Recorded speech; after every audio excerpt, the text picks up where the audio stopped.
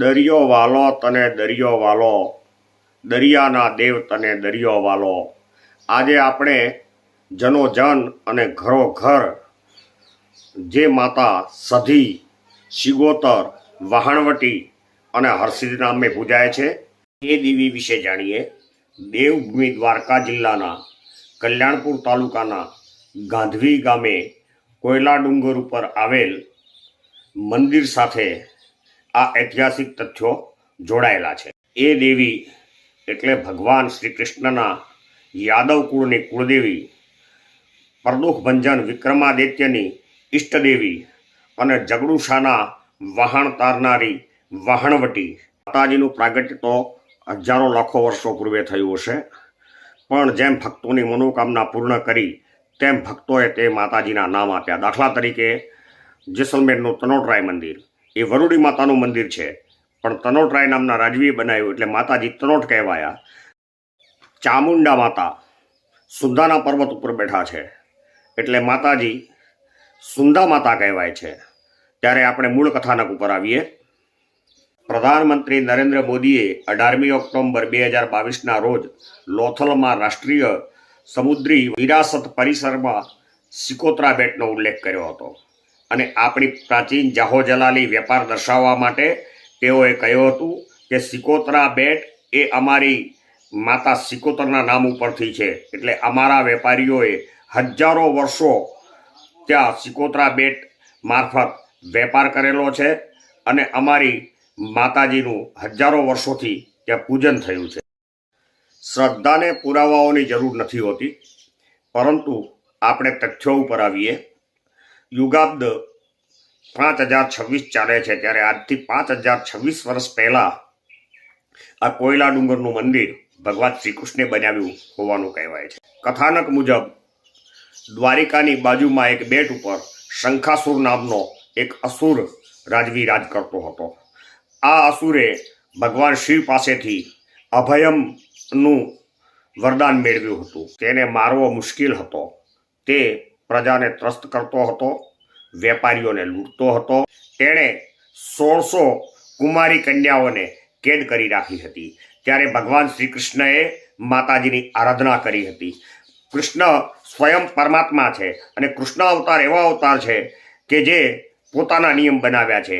એમણે એવું કહ્યું કે ઇન્દ્રની પૂજા નથી કરવાની અને ગિરિરાજની કરવી છે તો ગિરિરાજની કરાવી છે. પોતાના કુળદેવતાઓ પ્રત્યે ભક્તિભાવ પ્રગટ થાય તે માટે કુળદેવીનું મહાત્મ્ય જાળવવા માટે ભગવાન શ્રી કૃષ્ણ કુળદેવીની આરાધના કરે છે અને કુળદેવીની આરાધના કરી અને તેમને કહે છે કે આ શંખાસુરને મારવામાં તમે મને મદદ કરો. અને માતાજી સહાય કરે છે. ભગવાન શ્રી કૃષ્ણ અને યાદવોનું સૈન્ય જ્યારે દરિયા કિનારે પહોંચે છે ત્યારે માતાજી કોયલ સ્વરૂપે ભાલા ઉપર પ્રગટ થાય છે અને માતાજીના સુપર પાવરથી દરિયો માર્ગ આપે છે. તેઓ શંખાસુરને હરાવી 1600 કન્યાઓ મુક્ત કરાવે છે અને તે કન્યાઓને દ્વારકામાં આશરો આપે છે. અને ત્યારબાદ આ વિજય ઉત્સવની યાદમાં યાદવો કોયલા ડુંગર ઉપર માતાજીનું મંદિર બનાવ્યું હતું અને આનંદ થઈને બનાવ્યું હતું, હર્ષિત થઈને બનાવ્યું હતું, એટલે હર્ષિત માતા એવું નામ પડ્યું. જ્યારે બીજું ભગવાન શ્રી કૃષ્ણ એટલે કે શ્રી હરિને સહાય કરી એટલે હરસિદ્ધ માતા કહેવાય. બીજી કથા ગોધાવી અને ઉજ્જૈન સાથે જોડાયેલી છે. વિક્રમ સંવંત જેમના નામે છે એ મહારાજા વિક્રમાદિત્ય, જે ગોધાવીના રાજવી પ્રભાતસેનના માસીના દીકરા ભાઈ થતા હતા.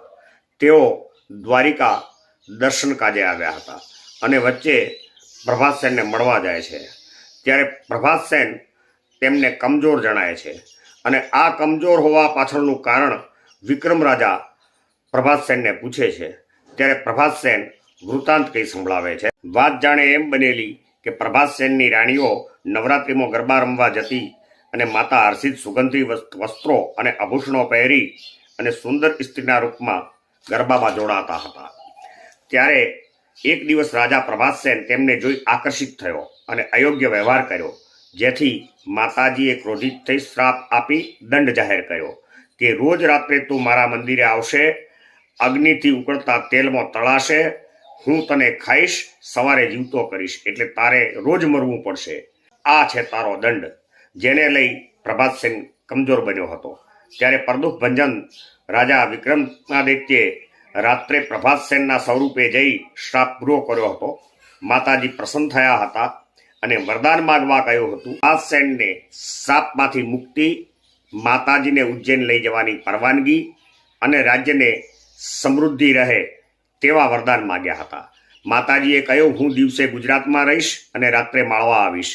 એટલે માતાજી રાત્રે ઉજ્જૈનમાં વાસ કરે છે અને રાત્રિની આરતી ઉજ્જૈનમાં થાય છે, સવારની આરતી કોયલા ડુંગર ઉપર થાય છે.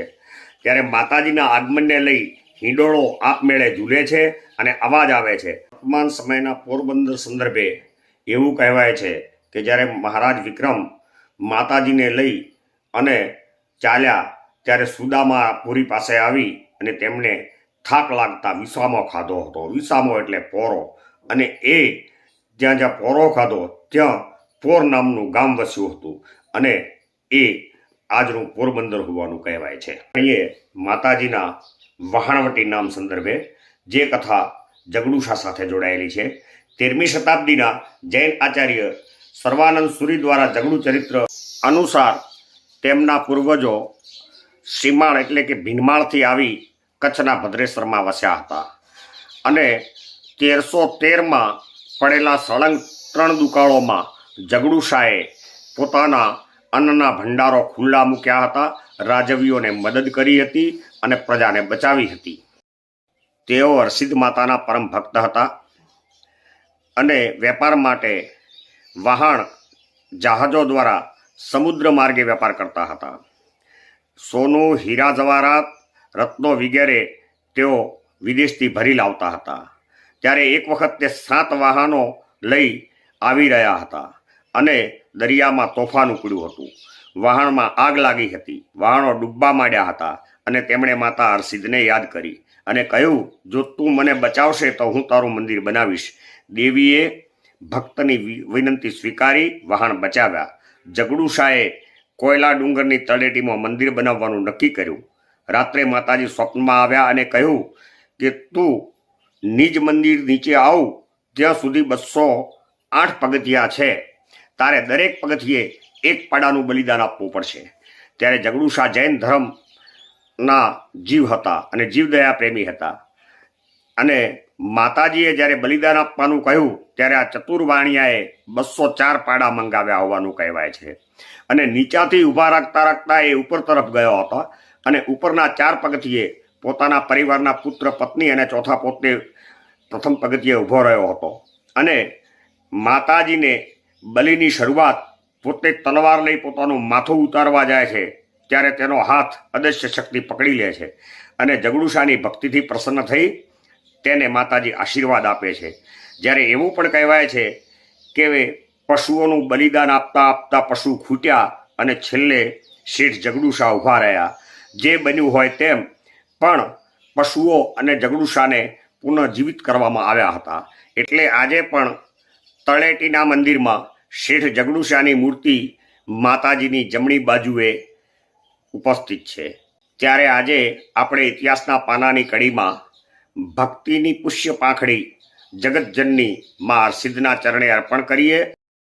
ત્યારે આવી વધુ ઐતિહાસિક વાતો જાણવા માટે ચેનલને સબસ્ક્રાઈબ કરો, બેલ આઇકોન દબાવો જેથી તમામ વિડીયો જોવા મળી રહે અને માતાજીનું મહાત્મ્ય અન્ય લોકો સુધી પહોંચાડવા માટે શેર કરો. જય માતાજી.